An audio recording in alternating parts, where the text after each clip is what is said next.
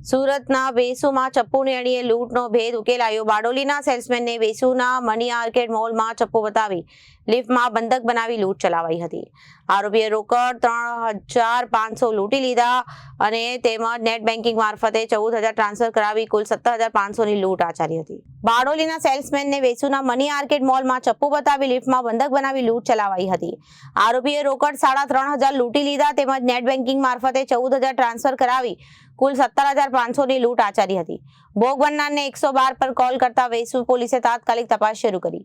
CCTV footage અને technical સર્વેલન્સના આધારે આરોપીની ઓળખ કરી ઝડપી પાડ્યો અને ઝડપાયેલા આરોપી અજય રાજેન્દ્ર ખલાણે સામે અગાઉ લૂંટ, ખંડણી અને મારામારીના એક ગુનાનો નોંધાયેલા છે।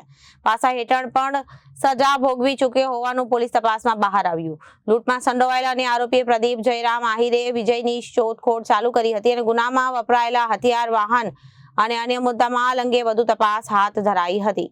વેસુ પોલીસની સતર્કતા અને ઝડપી કામગીરીથી ગંભીર લૂંટનો ગુનો ગણતરીના સમયમાં ઉકેલાયો હતો। બ્યુરો રિપોર્ટ, જન આદેશ ન્યૂઝ।